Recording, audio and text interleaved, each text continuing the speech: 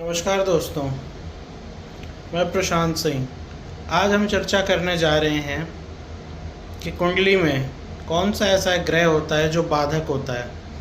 अभी तक आपने देखा होगा कारक ग्रह, मारक ग्रह, एक बाधक ग्रह भी होता है। जैसे कि चर राशि जो होती है यानी मेष, कर्क, तुला, मकर, इनमें जो 11th हाउस का लॉर्ड होता है वो बाधकेश होता है। यानी कि वो कुंडली में जिस भी भाव में बैठेगा उस भाव के रिजल्ट्स में कमी करता है। कभी कभी जैसे 10वें घर में बैठ गए यानी कार्य क्षेत्र में, तो वो कार्य क्षेत्र को बाधित करता है। यानी आपका चलता चलता काम कुछ समय के लिए रुक जाएगा, 6 महीने, साल भर के लिए अचानक ही रुक जाएगा, पता ही नहीं चलेगा क्या हुआ, फिर धीरे धीरे फिर से सही हो जाएगा। और अगर 9th हाउस में बैठ जाए तो मान के चलिए फिर वो भाग्य में बाधक बनता है। यानी कि जब आपको भाग्य की सबसे ज़्यादा ज़रूरत होगी उस समय वो भाग्य को बाधित कर देगा। 4th हाउस में बैठ जाए तो ऐसे लोगों को ज़मीन, जायदाद इत्यादि में भी दिक्कत देता है। ऐसे लोगों को कई बार देखा गया है कि ज़मीन की वजह से कोर्ट केसेस इत्यादि का सामना करना पड़ता है। चलिए कुंडली के माध्यम से समझें कि बाधकेश क्या होता है। ये है आपकी कुंडली।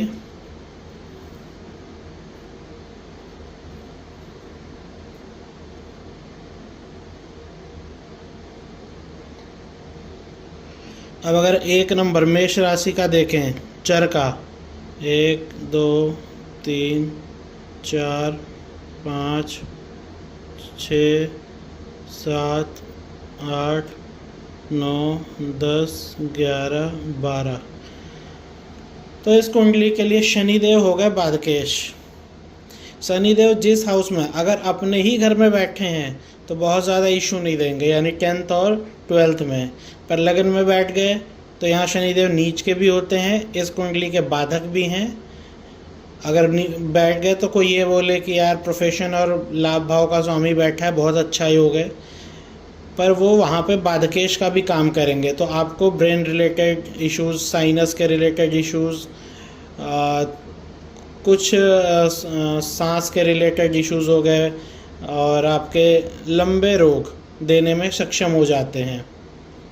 अगर वही वो धन भाव पे बैठे हैं तो कभी लाइफ में ऐसा समय ज़रूर आएगा जब आपको धन कमाने में दिक्कत आएगी, कहीं ना कहीं आप फंसते हुए दिखेंगे। उस क्षेत्र को बाधित कर देते हैं, यानी कि यहाँ से धन अर्निंग होती है। 11 हाउस जो होती है ये धन अर्निंग की होती है, कि यहाँ से आप पता चलता है कि कितनी अर्निंग होगी, और ये सेविंग की होती है। तो यहाँ पे सेविंग्स में दिक्कत आने लगती है। कई बार बंदों के फिजूल खर्चे बहुत ज़्यादा हो जाते हैं। पंचम में बैठ जाएगा तो आपके पढ़ाई लिखाई को बाधित करेगा।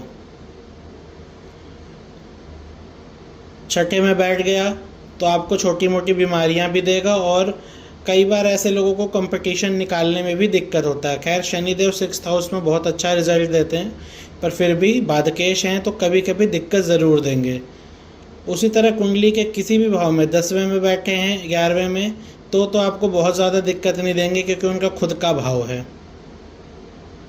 या उच्च के हो जाते हैं। तो कभी कभी ऐसे लोगों की वाइफ से हल्की फुल्की नोक झोंक होती है, बट वाइफ इनके साथ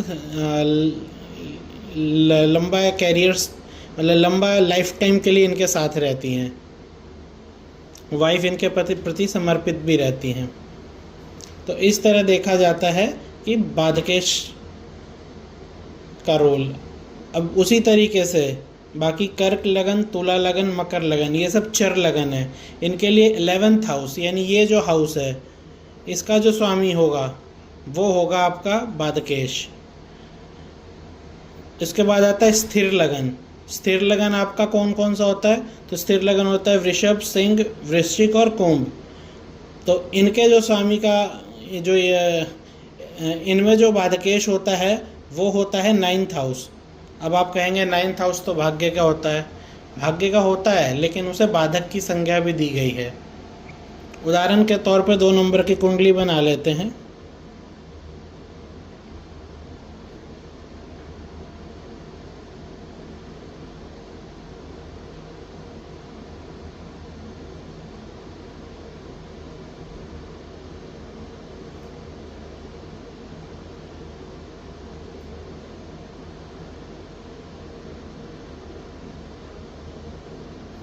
अब यहाँ पर भी जो 9th हाउस है ये फिर शनिदेव के पास आ गया। तो शनिदेव सेम जहाँ जहाँ बैठेंगे अपने घर को छोड़ के बाकी जगह बैठेंगे तो वहाँ पे थोड़ा सा बाधक करेंगे, उस घर के रिगार्डिंग रिजल्ट्स को कुछ डिले करेंगे बहुत ज़्यादा मेहनत के बाद वो। और कुछ समय ऐसा भी आता है जब कहीं काम वाम में दिक्कत भी आता है। अब हम बात करेंगे द्विस्वभाव की। द्विस्वभाव क्या होता है? जैसे मिथुन लग्न, कन्या लग्न, धनु लग्न, मीन लग्न, ये द्विस्वभाव होते हैं। इनमें जो सप्तमेश होता है यानी कि ये जो 7th हाउस होता है वो बाधक होता है। अब सप्तमेश जहाँ जहाँ बैठेगा उस हाउस के रिगार्डिंग थोड़े फल को डिले करेगा, बाधित करेगा। तो चलिए आज का वीडियो यहीं समाप्त करते हैं। आप समझ गए होंगे कि कई बार देखा होगा आपने कि लोग कहते हैं कि 9th हाउस का स्वामी है बहुत अच्छा फल देगा, या 11th हाउस का स्वामी है। वो अच्छी बात है, लेकिन जब उसकी दशा या प्रत्यंतर चलेगी तो थोड़ा बहुत ऊपर नीचे करता है। बाद में भले फल लास्ट में अच्छा दे, लेकिन शुरुआत में बहुत मेहनत करवाता है। इसीलिए इसका नाम बाधकेश रखा गया है। धन्यवाद।